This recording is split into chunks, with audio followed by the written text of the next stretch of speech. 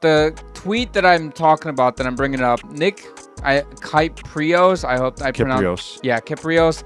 He said, I am now more in belief that Sidney Crosby will be traded. If they're really bad, the likelihood he's traded after the Olympics grows.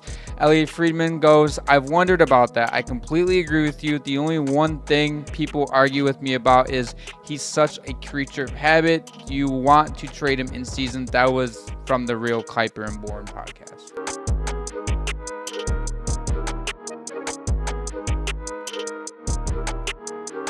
Welcome to the Checking From Behind podcast. I'm your host, Zach, as always, joined by my co-host, Preston. We're in the middle of the offseason. It's completely dead, but we have some news to go over. We all know, we talked about it in the last episode, the Bowen Byram saga, I guess you can call it, where the Sabres took him to arbitration, but they finally agreed on a new contract. A $2 by $6.5 million contract with the Buffalo Sabres. Again, they avoid the arbitration hearing. And at this point, it feels like, hey, we don't have to worry about what the contract's going to be. Are the Sabres going to end up trading him? I mean, if he were going to be traded, it would have been probably by free agency at the complete latest. And right now, it feels like the Sabres roster, especially their blue line, seems completely set for the upcoming season. Yeah, I mean, this conclusion is not really shocking. You know, after they were going to trade him, I've been saying for a while, if they don't trade him, like for what they want, don't just trade him to trade him. Like, you're a better team with him on your team. And I wouldn't rule out a trade still. Yeah, I think the rumors are gonna die down a lot because he's under contract now, and I don't think the Sabres are gonna be as aggressive in shopping for him. But I still think, especially now that he has a contract, it's a very tradable deal at 6.5 for 2 years. It walks into UFA, which is an important note for this contract.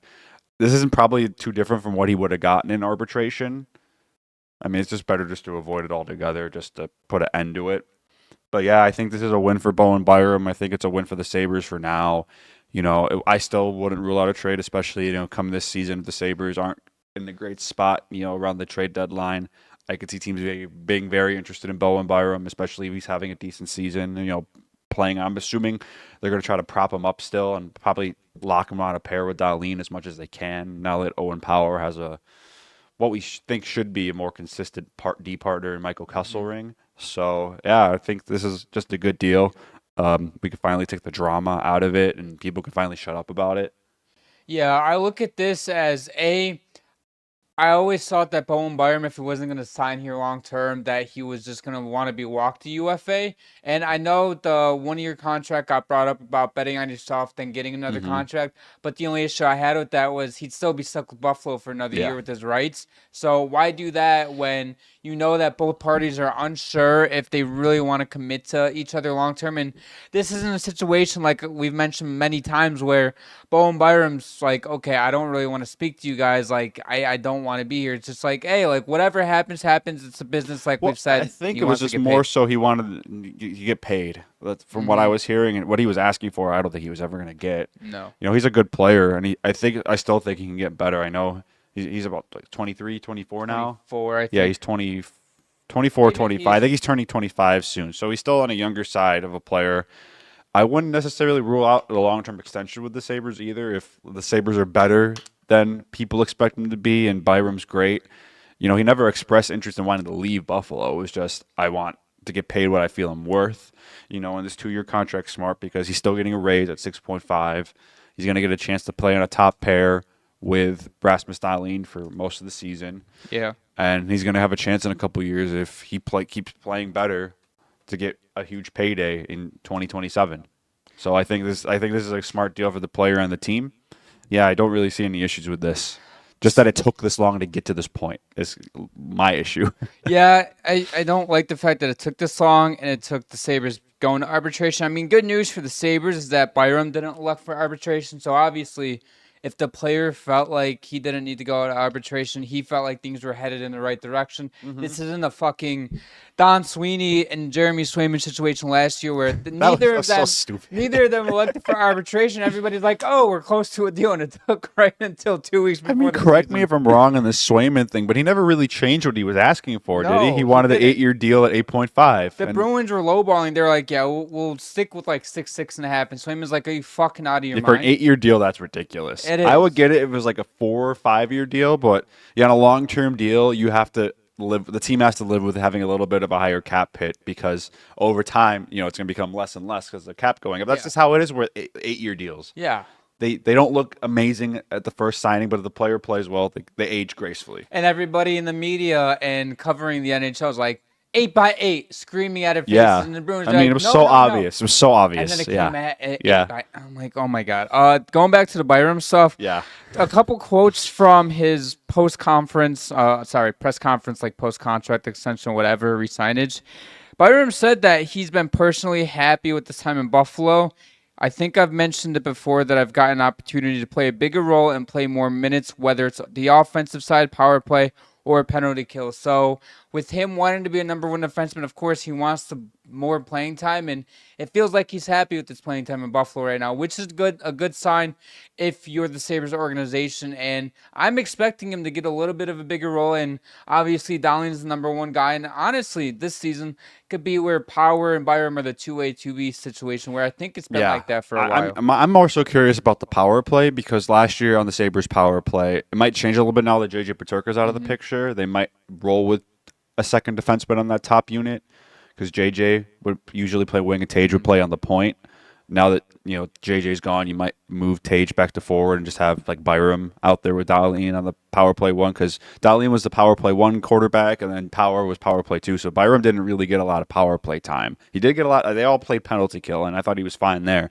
But yeah, I expect him to probably get a little bit more of a look on the power play this year for the Sabres. I think it would be an interesting sight to try it in training camp at preseason. See if Dahling and Byram work on that first power play unit because they work even strength together so well. Yeah, I mean, why wouldn't Byram be happy to be on a pair with Rasmus Dahlin? Most defensemen in the league would be ecstatic to be playing with a guy like that every night. I mean, Byram doesn't even have to do any. Okay, I don't want to say that. He doesn't have to do too much. Dahlin does what he wants. Byram does what he wants, and they work well, and that's what worked well. Let's hop over to the Lukas Dostal contract as well. $5 by $6.5 million with the Ducks. He's 25 years old. This takes him up to the age of 30. I like this for both parties. I think that the 6.5 is great for not only the Ducks, but also Dostal. I think Dostal, he had a good season last year. Of course, we all know he got off to the ridiculous hot start. He cooled off a little bit, ended with the save percentage just above 900, I think around 903, 905. But overall, expected. I would have liked if you're the Ducks to drag it out to 6 years. But again, 5 years is much better than being like, here's 2 by 6.5, and now he has a chance to walk in free agency in a couple years. Yeah, I think this is a good deal for the player and the team. Another thing you got to remember with these Anaheim goaltenders, like John Gibson last year too, I know they ended up moving on from him, is that blue line in Anaheim isn't the greatest. It's really young, or they have a couple of aging vets. Yeah, they have Jacob Trouba and Radko Gudas, but other than that, like those are the two older guys, and the rest of the guys are all under 25 years old. They're still developing. They're still figuring out their game, and I like their potential on the blue line, but I like that point where you brought up where the blue line right now is not the greatest, but come another 2 seasons, 3 seasons, it could be one of the best in the league if everything pans out. Yeah, and like Dostal put up good numbers last year despite the bad defense. Honestly, I'm a Ducks hater. I don't really hate them. It's just I kind of play it up, but I think they've had a really good offseason, to be honest with you. I think a lot of people have forgotten that they brought in why can't I remember his name? No, coach Joe Quenneville. Oh yeah. And if anyone, I think he can be a veteran voice for them. I'm not sure he was has that old school mentality. But guys in Chicago loved him, and he was doing really well in Florida before he had to step down for a bunch of various reasons. But the forward core got a lot older this offseason. They bring in Mikael Granlund, which I'm still surprised that he signed there. I mean, but they're paying him $7 million a year. And it's California. Yeah, I don't know how many teams were going to give him that much money in the free agent market. I don't know that long of a deal. Bring in Chris Kreider. We'll see if he can bounce back. He might be on the decline. The Alex Killorn contract's still horrible at 6.25. Like they have an interesting mix of a veteran and young forwards. They end up moving Trevor Zegras, but I still really like Mason McTavish, and I think Leo Carlson can be really good. I thought Carter Gauthier also had a pretty solid rookie year. I see Verbeek's vision with the forward group where, okay, you have young guys that have a ton of potential, but we got to add some vets in there because You could take the route of some of these other teams like Detroit, or I mean, not really Detroit. They have a bunch of vets, but like maybe like in Ottawa or like a Buffalo where, okay, we have a bunch of young guys where the average age is like 26 years old. Let's just fucking ride with potential. And it worked with Ottawa because they got an elite goaltender in Allmark, and I think Dalso will be an elite goaltender at one point. Maybe a hot take for some. Don't know. I Don't don't think really that's a care. hot take. I think as that blue line gets better and they get more experienced, I think his numbers are already pretty good, despite like the not great defense. And as that blue line gets better, and I think Quenville will kind of preach a defense first mentality. I think the Ducks are going to be an interesting team this season. I don't know where I'd place them in terms of in the standings right now, but I'm looking at them like they can either be this 85, 88 point team and take that another step, or they can regress a little bit and be like, here's 76 points for Yeah, you. yeah, no, they're definitely an interesting case right now. I think they're kind of at a crossroads now in their rebuild where you don't bring in all these veteran players and make all these moves if as a GM if you don't feel like your team is ready to take the next step. And Pat Vervika said his expectation this year is for the Ducks to make the playoffs. I don't know about that. The Central Division is kind of stacked, and can they edge out a team like St. Louis, Minnesota, Winnipeg? Like, there's a bunch of teams in that conversation in the Central that are going to be likely wild card teams. Are they better than those Like teams? you have the 6 teams in the Central, plus you have to compete with 3 other in the Pacific Division. Well, Obviously, yeah, you're not gonna be I top don't 3 see in the Pacific. Ducks, being a top 3 team in the Pacific. They're definitely not better than Vegas or Edmonton or LA. Yeah. So, I think the ceiling for Anaheim going into this year is like a dark horse wild card team. I expect them to be competitive though. Like, I don't think they're going to be like a lottery team. I'm with you on that. I'm not expecting this team to completely lay an egg and be the Ducks that they were 2-3 seasons ago, where they're just one of the worst teams in the league. I expect them to take some strides, and it all relies on the young guys. Plus, can the older vets not only help guide them along the way, but also contribute on the score Yeah, sheet because they're as taking well? you're taking a risk bringing in a guy like Chris Kreider, who had a horrible year in New York. I don't think there's going to be nearly as much pressure on him in Anaheim, which I think will help. That New York spotlight's a very real thing. And Anaheim, nobody really ever talks about the Ducks. A lot of people, I always forget that the Ducks exist until I see those hideous jerseys. And then I go like, oh, yeah, they're a team. Yeah. Well, because they're also so close to LA, too. Like, they're kind of like second fiddle to the Kings. Yeah, you have the Kings on a pedestal, and Anaheim's like right here too, like looking up at them. Yeah. Some more news coming out of Toronto. The Maple Leafs acquired Josh Dakota for a 2028 fourth-round pick, a complete cap dump for the Canucks. Dakota Joshua. What's up, Dakota Joshua? Did I say Josh Dakota? Yeah. All right. Whatever. You guys fucking get the point. Dakota Joshua. I don't know why. Either way, yeah, complete cap dump for the Canucks. There have been talks for the last probably 10 days or so leading up to this trade that the Canucks were shopping him, looking to get rid of that contract. And the contract isn't necessarily bad, but the Canucks needed the cap space. And after a not ridiculous, but a very good postseason run in the 22-23 season, they paid him, and now we're here. He's on the Maple Leafs, and I feel like it's a decent ad for the Leafs. Yeah. He's a very physical forward. I think he's kind of that player they envisioned Ryan Reeves being when they acquired him a few years ago. I can't believe they got something from San Jose for Ryan Reeves. What'd they get for him? They got like a decent defenseman prospect, maybe like a 7th-round pick or something. I know they got a pretty decent prospect Instead defenseman. of future cash. Yeah, just to get rid of a horrible Whatever that contract. was. Yeah, I think Dakota Joshua has a really high chance of being a bounce back player this year. He had a bad year at Vancouver. Like he had 14 points in 57 games. He's gonna plug right probably in that 4th-line role in Toronto, and I think he will be a real difference maker, especially come playoff time. I think he's the kind of guy that thrives in the playoffs. I think that's why you saw like him have that great playoff run a couple years ago, where he had 8 points in 13 games, and also a couple years ago when he was in the AHL. For the Seattle Thunderbirds, no, Springfield Thunderbirds. I'm sorry, I don't know why I said Seattle. You're fine. He had in 18 games, he had 15 points. So he's a guy that based on stats, shows up in the playoffs, and he's a guy Toronto would absolutely need in the playoffs for a deep run. He can contribute to your lineup night in and night out. There's a reason why he's making $3.5 million. I mean, the contract's a little much for like a bottom 6 guy, but he's a power forward. He's a very physical player, and that's the kind of guy you want in the playoffs. And I kind of saw moves like this happening with Toronto. When Mitch Marner is no longer in the team, that frees up so much money to kind of address your depth. So I think this is I don't think this is a bad move for Toronto. Honestly, I think the Canucks just looking to. I don't know what the Canucks are doing right now. I don't think they have a plan really, because you look at they're such a mess, man. Like they were lucky that Brock Besser decided to stay there, because if they would have left, they would have been screwed. They would have lost so much scoring. Not only do you lose so much scoring, now you have a Quinn Hughes who's like, what the fuck is going on? You have an Elias Pettersson who clearly doesn't have any confidence the last 12 to 15 months.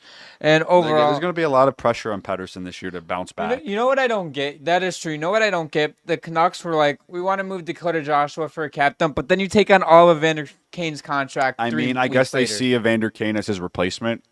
Because, Evander Kane's also kind of a power forward kind of guy. He was decent for the Oilers until he forgot how to play hockey in the Stanley Cup final. Mm-hmm.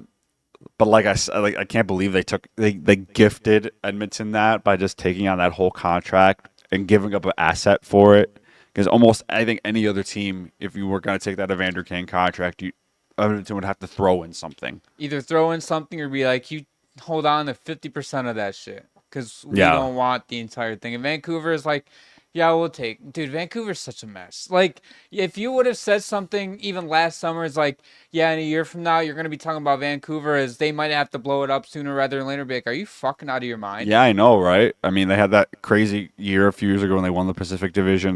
They almost made it to the conference final, one game away. I'm still convinced that they had Besser in Game 7. They could have. It's all what-if games. But yeah, we could talk about that till the end of time. But it's going to be really interesting. I don't think Vancouver's a bad team. I don't think if they could make the playoffs. There's a lot of pressure on them, I think. I think there's going to be a lot of pressure on Pettersson. A lot of pressure on him. And they had a chance to get out of that deal. He has a full no movement clause now, so he cannot be traded without his permission. Last year did not. They were shopping him. They were shopping him and JT Miller. They decided to just move Miller, not Pettersson, which I think was probably the better move. Yeah. Yeah, I don't know what else to say about Vancouver that hasn't already been said.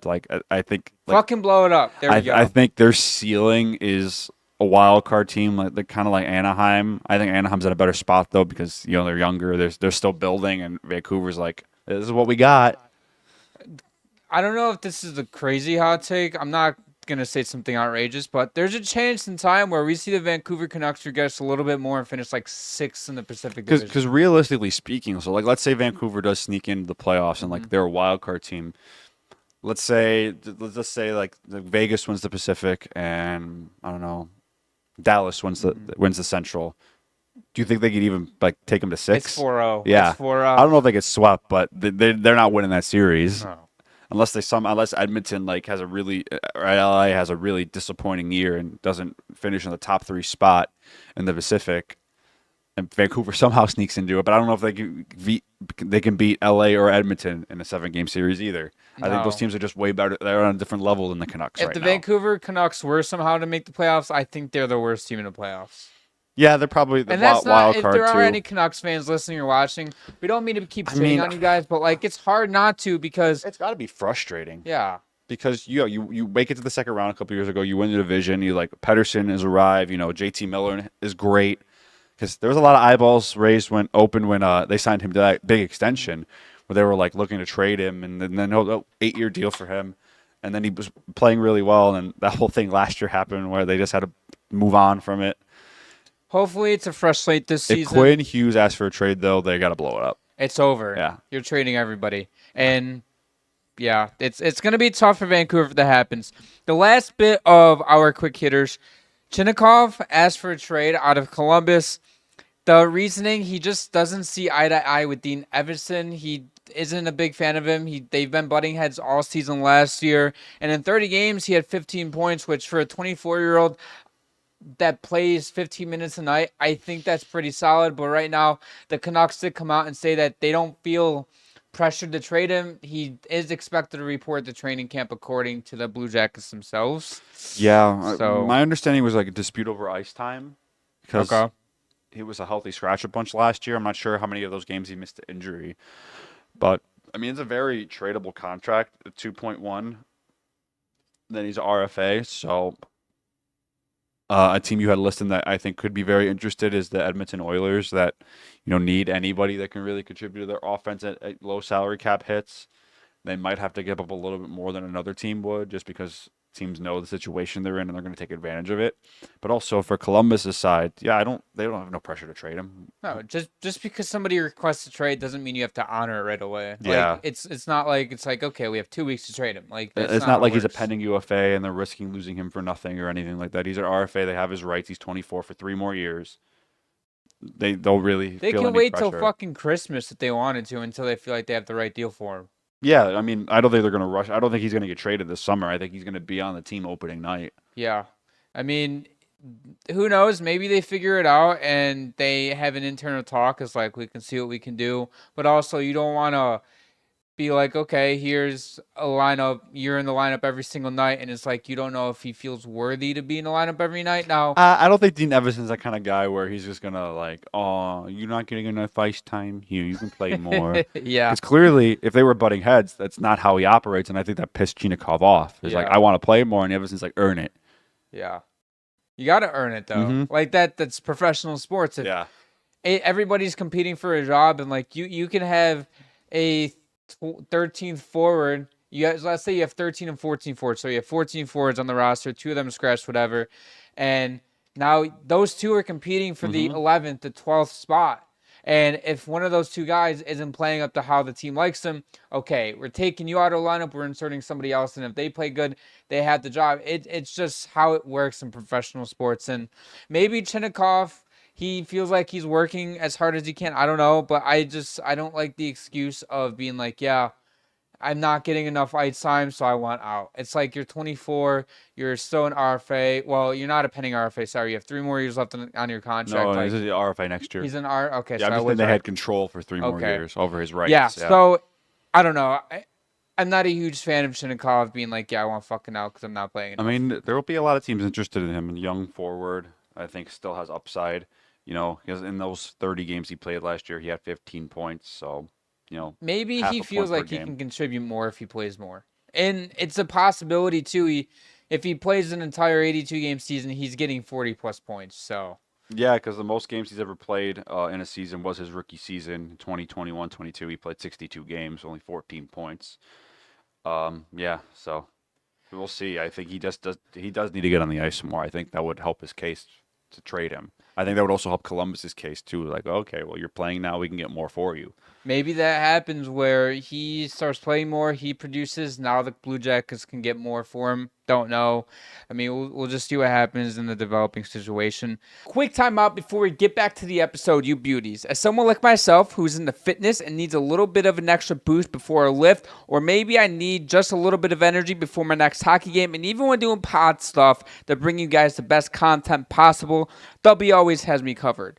Whether you needed to stay awake at work or need a little bit of a jolt to get you through the day, W will always provide you that spark you need. There's no sugar, no crash, no artificial flavors or artificial dyes, just flavored caffeine. 150 milligrams of caffeine and 1 serving, which is equivalent to 2 cups of coffee. Make sure to head over to w.gg and use code CFB Pod for 10% off any order. Let's hop into our main topics of today's episode. The Pittsburgh Penguins, they've been kind of active this offseason. Kyle Dubas has kind of been trying to reconstruct this roster in a way. They go out and acquire Matt Dumba, and Malkin is most likely done this season. And there's also been rumors about Erik Karlsson. Maybe he's out, not this summer, but possibly next summer when he's entering the last year of his deal. And also, something got brought up, that there is a belief, according to Friedman, that if the Penguins are really bad come the Olympics, that he could be traded after the Olympics closer to the trade deadline this season. And I should specify, Friedman didn't come right out of his mouth, but he was talking to someone on some podcast or whatever, and then Friedman says, I totally agree with you. Yeah, I wouldn't take any Sidney Crosby rumors serious like that unless like a guy like Elliot Friedman kind of didn't dismiss him. Like, He's not adding to the rumors. He's just saying I could see it happening. Yeah. Which he's one of the very few credible sources. Like I believe almost anything that he says. So the tweet that I'm talking about that I'm bringing up, Nick Kyprios, I hope I pronounced. Kiprios. Yeah, Kyprios. He said, "I am now more in belief that Sidney Crosby will be traded. If they're really bad, the likelihood he's traded after the Olympics grows." Elliot Friedman goes, "I've wondered about that. I completely agree with you. The only one thing people argue with me about is he's such a creature of habit. You want to trade him in season." That was from the Real Kuiper and Bourne podcast. Yeah, I mean the way he's talking like there sounds like they're going to trade him. It's just when do you want to? When would be the best time? Because he is kind of a psychopath when it comes to his routines. He's kind of insane. Man, it would be crazy. It would just blow my mind to see Sidney Crosby ever traded. I know he's getting older, but still, it would be like. Can you imagine seeing him in a different jersey? It would be so weird. Hell nah. Hell no. It's going to feel like the Brad Martin. Honestly, it'll feel worse than the Brad Martin. Oh, yeah. It'll be way, way worse. It'll be like if, like they swapped Ovi and Crosby, and like Crosby wearing a Capital jersey. You're like, no, I don't want to see this. It's so fucked up. And the nutty thing is, Crosby right now is so an elite player in this league. They get so much back for him. It'd be very reasonable cap hit. 8.7 for this year. This is the last year of his deal, I believe. No, he has one more year left. Yeah. This is the first year of his 2-year extension. So, you get at least another year of Sidney Crosby at $8.7 million. I think Pittsburgh's even in a spot where they could even retain half of that salary if it adds more to the trade, because you still will get a king's ransom for Sidney Crosby. Even though he's 37 years old, you're still going to get a lot for him because he's still a great player. How many contracts are they retaining right now? They have an open spot. They have an open spot? Because the only thing that I'm wondering is, let's say they go out and they trade Crosby at 50% retain, right? But then if you plan on trading Carlson, you don't have another spot to retain. I think they don't. They have 3 open spots. They have 3 open spots? Yeah, they're not retaining salary on anybody right now. So realistically, if they wanted to, they could trade Crosby, Malkin, and Carlson. Fucking blow it up. And retain salary on all 3. And you trade Raquel and Rust. You could, dude. Those you could get a team to take all of like Rust's contract. Raquel will have a big market too. Only $5 million cap hit. Yeah, Pittsburgh I think is going to be really bad next year. We're talking Sharks, Blackhawks-esque. I don't know. I don't know if Sidney Crosby will let him be that bad. If they end up, no, I'm talking about like if they trade like. If they trade Sidney Crosby, just him, that team's like bottom 3 in the league. Yeah. If Crosby's still on the team for his remainder of the contract, they're not going to be that bad until he's gone. Because it also puts the team at a tough spot for the rebuild. Because imagine you're Kyle Dubas, right? You take the GM of the Pittsburgh Penguins. You see the writing on the wall. We have all these aging players on bad and very high cap hit contracts. We don't really have any money to spend because we don't have any cap space. We don't have any draft picks because the guys that had the job before me will go all in every year trading first round picks, and they're decent prospects. To keep it going a little bit longer. We need to recuperate assets, but then you have a guy like Sidney Crosby, and he's like, well, I can't be a bad team and have him. I can't commit to this rebuild fully with Sidney Crosby. I think that is the complete thinking of Dubas. Dubas knows this team needs to be in a rebuild. Like, they should have started last season, but he's like, we have fucking Sidney Crosby. Like, we can't commit to a full rebuild and be like, go to Crosby when he's 37 years old at the time and be like, yeah, we're going to be bad for the next 5 years, so you can either be traded or just stick with us. And obviously, it's not fair to him, Letang. I truly do believe that Crosby does want to finish his career as a Pittsburgh Penguin. I think that was always his goal, and I think it was really important for him to do it with Malkin. I don't see the Pens being interested in re-signing Malkin, even if it's for a 1-year deal just to keep Sidney Crosby happy. It's just, at this point, what's the point? I've heard that Malkin's in his last year at the Penguins, and you brought it up, I think, when we were talking about the figure out what we're going to talk about in the episode, where Malkin, there's a chance that if next year he doesn't feel like the market is that well, he just goes back to the KHL and just plays. Oh, he'd be a god in Russia in the KHL. Yeah. Yeah, it'd be like when Datsuk went back, yeah, he's Russian royalty pretty much there. One of the best Russian players of all time. The one thing about the Penguins that really gets me is I feel like Kyle Dubas just got put in a tough spot right away, and I don't think he's doing a bad job. no, he's doing what he can and what he's Yeah. been given from Hextall. But two, they're in a spot where this, if you blow it up right now, if you were to blow it up right now, I think that's in their best interest. Again, like we've talked about 6 million times, the only thing holding them back is Crosby. But let's say you don't have Crosby, you can blow it up and trade with Chow. You can trade Russ. You can 50% retain on Carlson. And I think I don't know what the market is like for Erik Karlsson right now. And also, we haven't mentioned this yet. Tristan Jarry contract, fucking brutal, man. That was probably the worst move he's made since he came in as a GM. Did he sign Ryan Graves? Yeah, him and Graves are the two worst decisions that. I think Jarry is the worst one though. Yeah, at least Graves plays. Yeah, that's true. Like he's not being sent down to the AHL. Yeah, it's not that bad. Yeah, I mean last year he had 61 games, 1 goal, 3 assists, minus 15, averaging 15 minutes of ice a night. 15 minutes time on ice as a defenseman. I mean, third pair. Oh, that's bottom pair, and you were minus 15. I mean, the goaltending. Pittsburgh might have had the worst goaltending in the league last year. Like them and San Jose and Chicago. Oh, Chicago's actually wasn't that bad, all things considered. But San Jose's goaltending was so bad, and Pittsburgh was definitely bottom 3.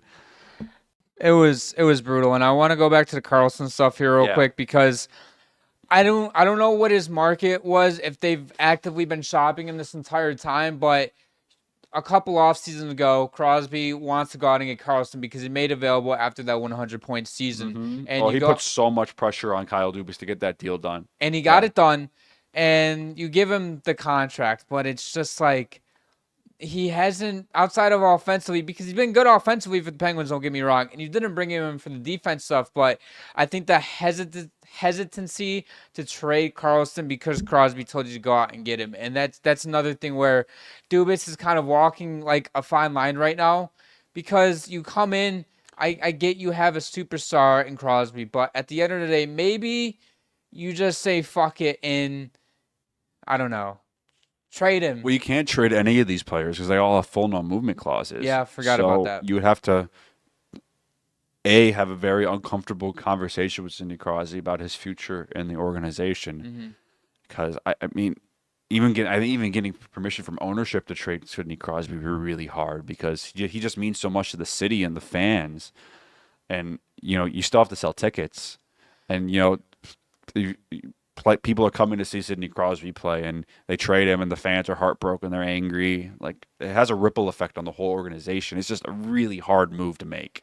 If it does come to a point where Kyle Dubas, ownership, and Crosby have a conversation, you brought up a good point. If your ownership, you don't want to trade Crosby because honestly, it's taking money out of your pockets. Just like we're talking millions and millions of dollars. Oh, he's out of your still a pocket. top seller jersey in the league. People go to see Sidney Crosby. Like when the Sabres play Pittsburgh, I make a point to go to that game because I want to see Sidney Crosby play because he's just that good. Yeah, he's that good. He's like, if you're in Pittsburgh and you're a Penguins fan, even if they're super bad, we saw Sidney Crosby, I want to go watch. I'll spend the $30 on a ticket plus, whatever I'm parking and food and stuff, whatever it may be, and then you're getting more money. But if you take Crosby out of that and you don't have, I don't want to talk about this, but if you don't have fucking Gavin McKenna on your team next year, like if they get Gavin McKenna, man.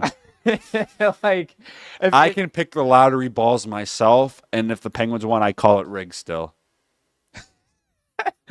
There's something where between Lemieux and Crosby, 21 years, get Crosby. Now it's been 21 years since they got Crosby, and Gavin McKenna is going to enter the draft. Well, another thing that might sound crazy when I say this too is when the Penguins won the draft lottery and they selected Sidney Crosby, he played with Lemieux for a year or two.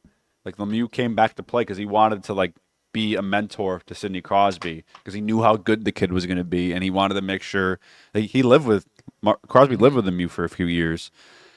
If Pittsburgh doesn't trade Crosby, let's say they end up winning the lottery and drafting McKenna, I can see Crosby doing the exact same thing. His last year, at least, of his contract, he's doing the same thing with McKenna. And who knows? Maybe Crosby's like, fuck it, I'm turning 40. I'll sign a 1-year deal, a cheap one, and Well, I think Crosby's very loyal, and I don't think Pittsburgh's trading him unless he specifically asks for a trade. I do think it is ridiculous that we're talking about the Penguins possibly trading Crosby because just Friedman said, "Yeah, I totally agree with you," and it's not like Well, him it's a saying that. conversation you have to have because you just look at the situation the Penguins are in, and I'm sure as heartbreaking as it is for like Penguins fans to admit, like you can't fully rebuild unless he's not on your team anymore. It's just the nature of it, and I don't think Sidney Crosby would accept having a conversation with Kyle Dubas saying like, "Yeah, we're blowing it up," because he's very loyal to that organization, to the city. I think he wants. I could see him taking maybe getting even an ownership stake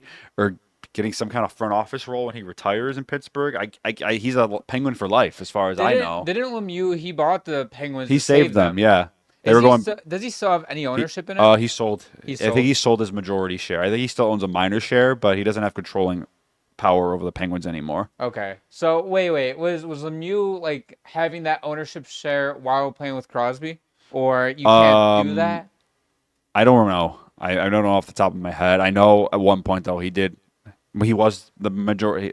He was like part of an ownership group, and like he had control over the Pittsburgh I Penguins do know organization. that. I just didn't know how long or anything. But yeah, it's still insane. I think he might have had to like step out of the ownership role when he was playing because I think he had retired for a year, and then he bought the Penguins. The Penguins went bankrupt, and then they almost got bought by an executive that wanted to move the team to Hamilton, Ontario. The NHL found about that and axed the deal the last second. And then I think Lemieux ended up scooping it and getting the team on a really cheap deal. He made like a shitload of money when he sold his shares of the team. But yeah, I get Sidney Crosby. It's tough, man, because I'm sure the Penguins don't want to trade him, but the writing's on the wall, and unless you can get Crosby to like commit to like blowing it up, and like he says like I don't care, I just don't want to be there because he said he still wants to win. He still wants to win another cup, and that's why he's forcing Dubas to make these kinds of moves. And it's Dubas. What are you going to tell him? No. It's Sidney Crosby. If Crosby comes to you and is like, I want to stay competitive, and Dubas is like, no, we're blowing it up with you on the team, like you're not going to say that. Yeah, it's just a really tough situation. But regardless of Sidney Crosby being on the Penguins or not, I'd still be shocked if they traded him. Like, it would be one of the biggest news ever in NHL history. I think even trading a 37-year-old Crosby would be like crazy news. Would it be one of the biggest trades in NHL history if they traded Crosby? Yeah, I think just because it's Sidney Crosby. Like, it doesn't matter if he was 25 when you traded him or 50. It's still Sidney Crosby. The way he's playing, he's still a top 10 player in this league, in my opinion. And it would blow my mind. I don't know. I don't even know what I think. If I hear the news that Crosby's traded, I'm like so shocked. Oh, it would be shocking. Yeah. It would be a huge story. It would be insane.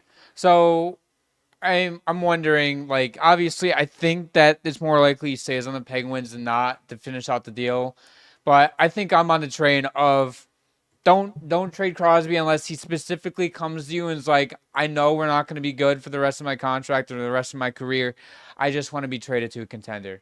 And he just gives him a list of teams. I mean, if that's Sidney Crosby is something he decides to do, then you have to honor it. Of course. Yeah. And I think that'd be a situation where not only do you have Dubas in the room, but you also have ownership in the room. Oh, yeah, that's a top-down organization thing because he's like an icon of that franchise, and before you do anything, it's a really tough situation because even if Sidney Crosby said, I want to be traded, and ownership's like, no, we're not trading you because you're Sidney Crosby and you mean so much to this organization. Like, it could be an ugly situation. We could all be talking about nothing, and Crosby just retires as a Penguin, and it is what it is. Yeah. Because as much as you want to honor Crosby and, he wants to stay competitive, you don't have to. No. He's still under contract. He has a full no movement clause, and you can ask for a trade. Doesn't mean you have to trade him. It's just a delicate situation, and I think no matter what you do, it's just you're just in a tough spot as an organization. Yeah.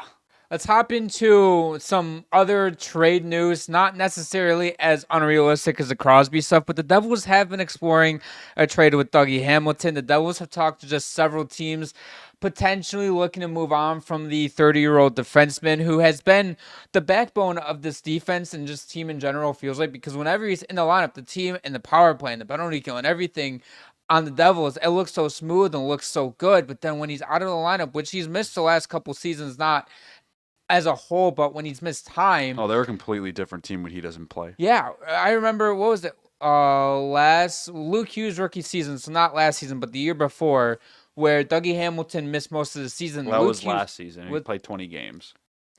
How much did he play the year before? 82. 22, 23, he played 82 games. 23, 24, I'm talking about 20. 23, 24, Yeah, like he only 2 played years ago. Well, I guess. Yeah, the next season. Sorry, that's my whole writing Yeah, no, you're good. stuff. Yeah. But yeah, the 20 I should specify. Did he, break his leg? Yeah, he did that early. I think it was early November, mid-November. Yeah, 20 games into the season. Yeah. Yeah, and then Luke Hughes had to be thrust in his rookie role, and the Devils didn't look as good. And I think he missed a lot of time just this past season too. He played 64 games. He played all 5 playoff games as well. Oh yeah, he missed. He got hurt close to the trade deadline to miss a month and came back in time for the playoffs. But the Devils, I mean, granted they didn't have Jack Hughes, they didn't have Dougie Hamilton, two of their most important players. But it looks like the Devils are possibly going to move on from Dougie Hamilton. That would be kind of interesting. I wonder what the thought process there is. He does have a $9 million cap hit, so a big hit. He's getting old. He's had injury issues, but I'm just looking at their team buildup, and their future looks. The only player right now that they have to sign that's going to demand a lot of money is Luke Hughes. He's an RFA. They haven't gotten him signed yet. They'll get that done. It's just a matter of when. I wonder. They have $6.2 million in cap space right now. At this point, the only reason I could see them moving on from him is just to clear up cap space. That could be a thing. I mean, you're not obligated to move off from Dougie Hamilton, but even 3 years, the next 3 seasons at $9 million, there's a hefty cap hit too. Even with the cap going up, you'd like to keep Luke Hughes long term, and that's the plan clearly. And I think that could be the only holdup, honestly, in getting a new contract is just making the money work. And maybe the Devils are talking to Luke Hughes and we can do a 2x6 just to fit you under the cap and then re-talk next summer to get you signed under a contract extension when the cap goes up. Because, I mean, if you really look at it too, next season, next offseason, they don't have to sign anybody either, really. That's going to cost a ton of money. So, I mean, you have Simone Nemec, who's not going to cost a ton, who's an RFA next season. Deal, yeah. Yeah, so, I mean, that could be a thing too, but it's at least okay to see what the market is for Dougie Hamilton. I mean, I think if they trade him, they're a worse team for sure. Because I think Luke Hughes will be the number 1 defenseman there, but right now, I don't think he is. He's still 21. I do think that he just played his second full year in the league. I mean, he was awesome last year, and he's just going to keep getting better. But I don't think, unless they really need to clear cap space to maybe that's the issue with Luke Hughes is, they want to give him an 8-year contract at I don't know, 8.5 or $8 million a year, and they just can't get that under the cap right now. That's could very well be an issue, and I'm on that boat now. I think that's 1,000% the issue. I don't think the term's the issue. I think the Devils want to get him under for 8 more years, but the money just isn't working. And I do know that Dougie Hamilton trade right now would open the door for Luke Hughes to become that team's number 1 defenseman and overall. But is he ready over for the that? reins. I don't know if he's ready right now. I'd give it another year or two. I know he was great last year. He's only 21. He's going into his 3rd full NHL season. It takes time for defensemen to develop. This is why I would love for them to just do a 2x6 and renegotiate next summer, because I think it's but then summer. That price can keep going up that's up fine. and up. That's fine, but I think it's a summer too early to discuss trading Dougie Hamilton. You look at Dougie Hamilton on the ice, like we've talked about, phenomenal for the Devils. He is their leader, their life and blood of that team whenever he's on. So I totally get the Devils' thought process, but he's 32 years old. He can still play hockey at a very high level. I think it's just a summer too early. I agree with you. I think that's something you maybe kick down the road next year. I mean, they might have to move another player or figure out something with Luke Hughes to get him under contract, just under the cap for this year. Because, I think if they got him to an 8 by 8.5, I think that would be a great contract. because I think this kid's going to be an elite defenseman, and he's only going to keep getting better. And the longer you wait to give him that big boy contract, the more expensive it's going to be. Hold on, I'm gonna count Give him a deal like the Sabres gave to Owen Power, or like the Senators gave to Jake Sanderson. I think that would be a really good deal for Luke Hughes. Okay, this is crazy because they have 13 forwards under contract at the moment, which is probably ideal if you're an NHL team, right?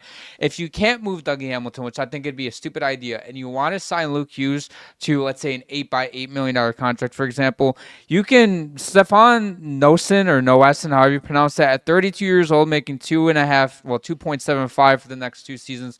Couldn't honestly see if you could move on from that entire deal. You free up enough cap space, get 8x8 done. He's an important depth player for them, though.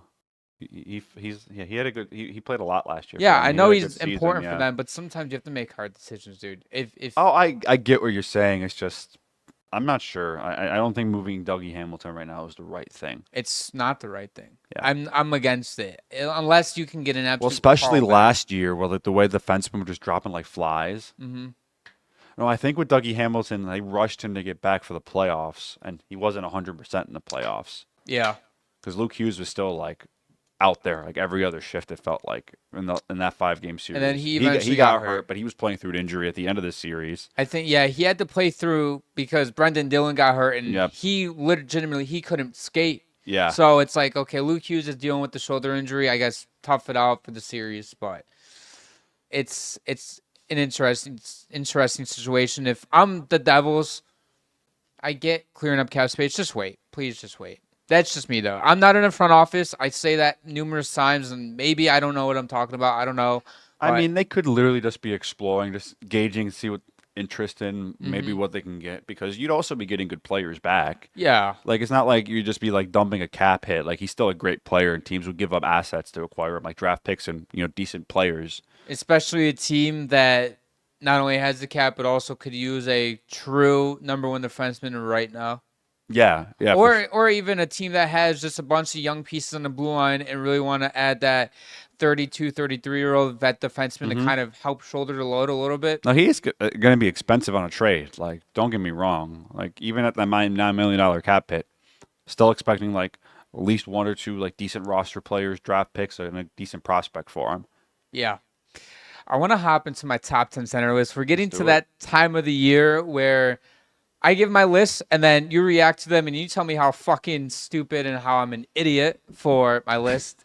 I've never called you stupid or an idiot. So this is how it's gonna work. So the same thing as last offseason, where I just do some honorable mentions that I feel like should be mentioned that they just missed out on the cut.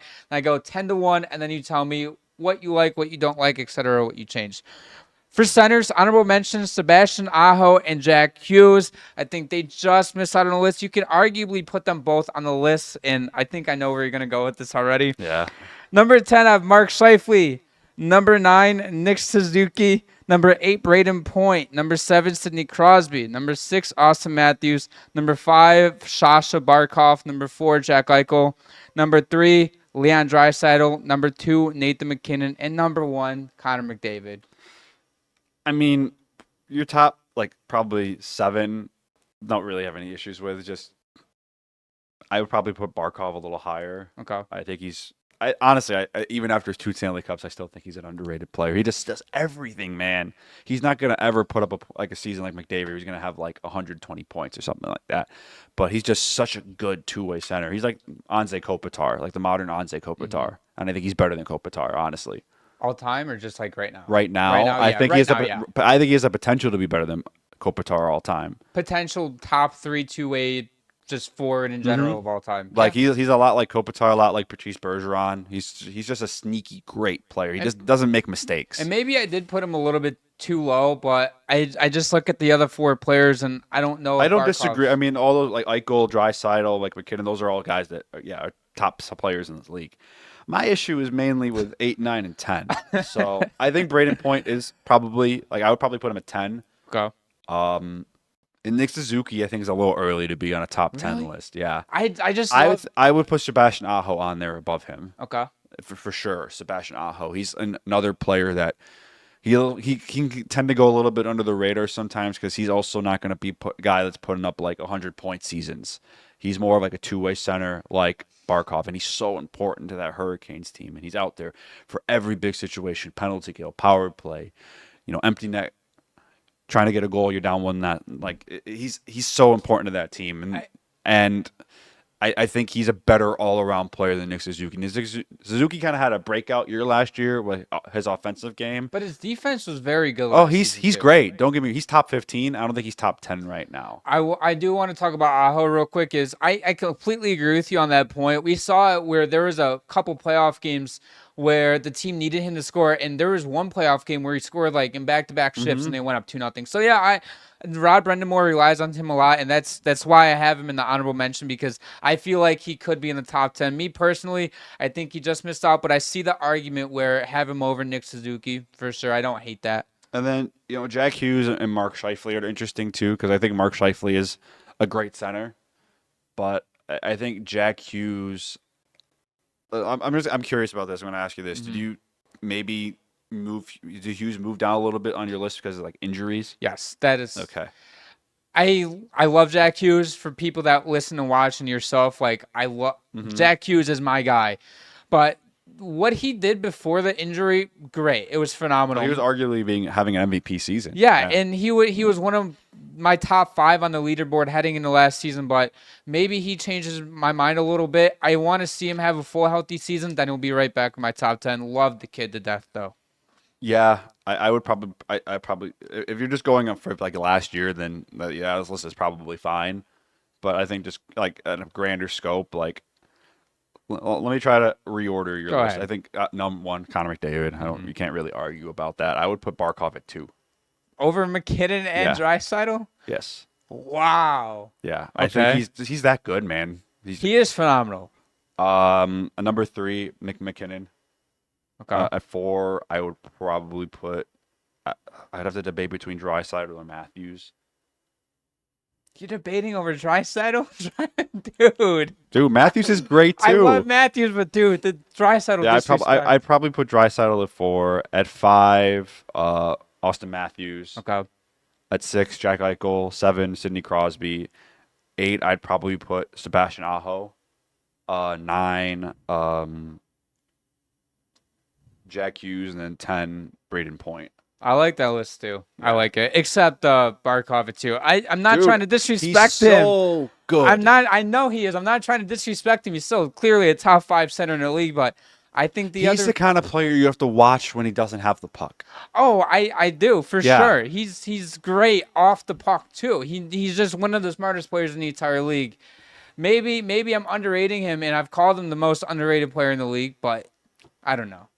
Yeah, I know he's incredible. The Panthers don't make it to 3 Stanley Cup Finals or win back-to-back Stanley Cups without him. Completely shut down McDavid for the entire finals this past season too. Yeah, he just doesn't make mistakes. He's incredible. No.